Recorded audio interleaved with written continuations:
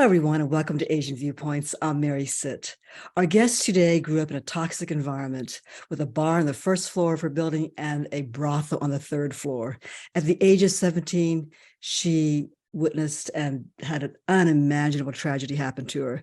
But today, Anita Carman has found her hope and her passion. She is the author of several books. She's a public speaker, and she's the founder and president of Inspire Women, a nonprofit whose mission is to help women find their potential and become leaders. Anita, thank you so much for being with us. Thank you so much for having me. You were born in Hong Kong and you had a very rough childhood and life. Tell me about that. I think a lot of times when you're born in a rough childhood, you actually don't even realize that other people don't live that way. But on looking back, what I just saw was God's amazing miracle and protection over my life. Because just imagine, I'm living on the second floor of a building where there's a bar on the first floor, there's a brothel on the third, and I'm sandwiched right there on the second floor. And every day you see me, okay, in my very pristine white uniform. I go to a mission school and I am skipping down the stairs going to a mission school. And I just thought, wow, in the midst of so much darkness, God already had his hands of protection around my life to just show me a different path. Because you saw people who were drunk walking around. You saw pimps beating up prostitutes, right? Yeah, I could literally hear them from my floor. I saw this little girl in the back alley, off the balcony. I saw her being abused by her mom. Her mom was actually someone who worked in the kitchen, and my back alley faced the alley that was shared with the restaurant.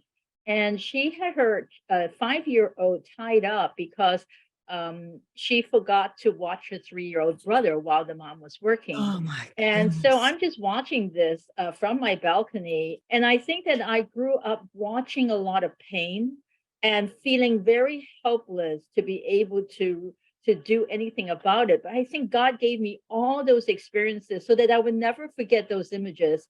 And that one day he would actually help me be strong enough where I can actually do something about what I had seen. Anita, were you very close to your parents growing up? Well, I was very close to my mom because in a way, my mom used me as her therapist. So at a very young age, I would listen to her stories. And, she was in a marriage where my father was a rageaholic and he would shred her to pieces. And then she would be crying in the room, and I'm coming as a little girl trying to help her feel better. And we made a promise to each other that we would always survive together, so we'll never leave, we'll always be here. And I remember going to school and coming back and being afraid that maybe she'd be gone. But she promised she would never leave. So it totally shocked me the morning I woke up to find that she had taken her own life. And all I could cry out within my soul was, you said you would never leave. You said we would always be here together. We would do this together. We would survive together. And so that began one of the loneliest journeys of my life, where we had a dream. It was like we had a dream to escape. We had a dream that life would be better. And to see God literally, he fulfilled that dream. And I continued on the journey, but without her. And so when that happened to you, though, you must have felt completely betrayed, right? I did. I just felt, at the time, I felt like how she promised she would never leave. And she was the person I truly trusted in my life. And I thought, how could she have done this without letting me know? But then I think over time, God just showed me that she must have been in so much pain.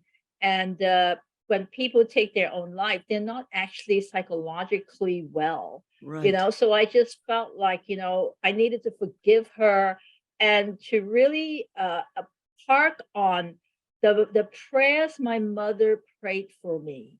Mm-hmm. Though she lost faith, God remained true to answering those prayers to protect her daughter. And so Anita, I lived in that space.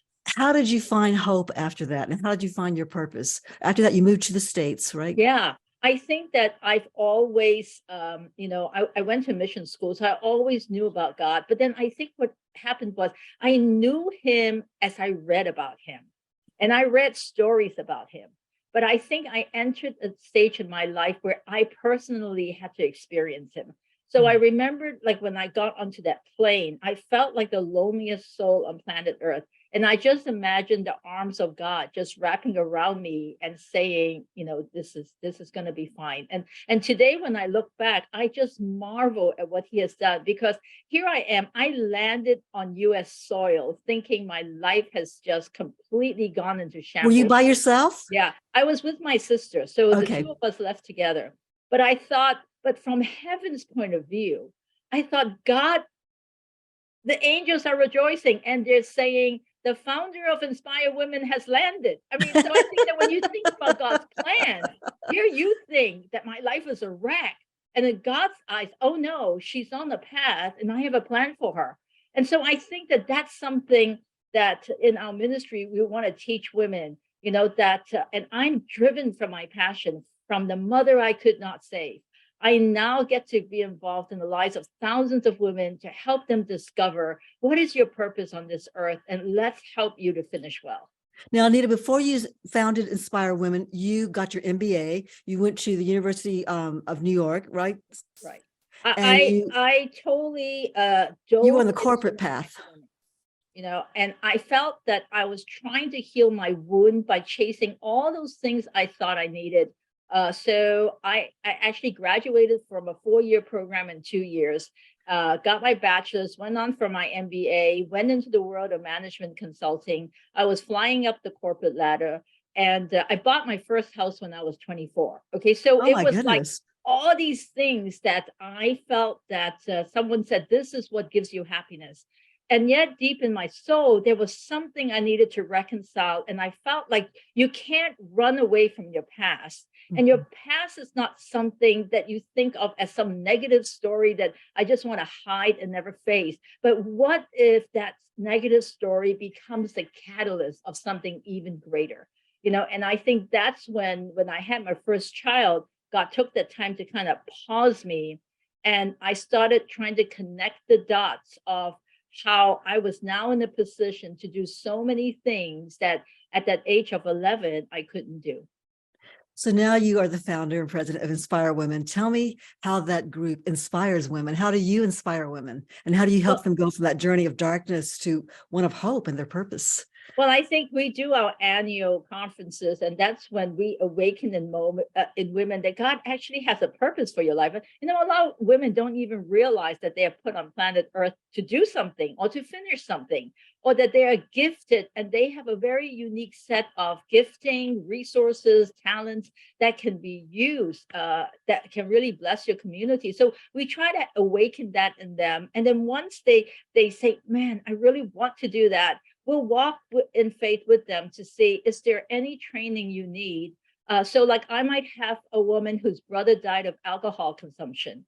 And so she wants to use her life to be a counselor to people with substance abuse.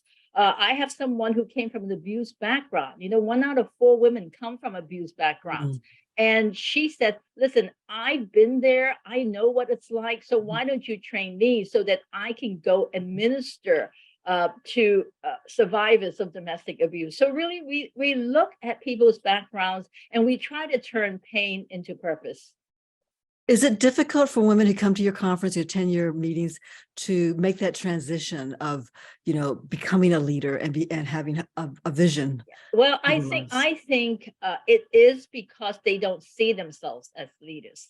Okay, so I think there's a leap of faith there, and also a lot of times they are in a community that doesn't view them as leaders.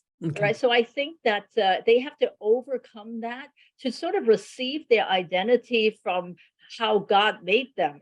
It's almost like saying to them, there's a higher authority, and that higher authority has an opinion of your life. And so we're trying to help you understand what that opinion is so that it trumps any other opinions, whether it's what your parents thought of you or what your spouse thought of you or what your community thought of you.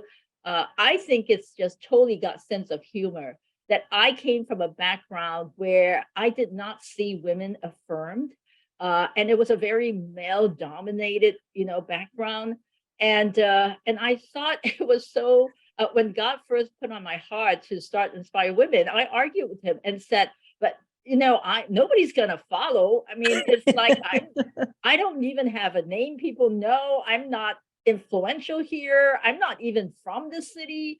How could it be that I would be the one? And I think what I learned was I was limiting myself by my own resume. Anita, you have a very inspiring story. Thank you so much for sharing it with us. And we can find out more on your website. Is that right? Inspirewomen.org? Yes. Great. Thank you very much. Awesome. If you enjoyed this interview, please click the like button below and be sure to subscribe to this channel. I'll be posting a new video every Thursday. Thanks for watching, and I'll see you again in the next video.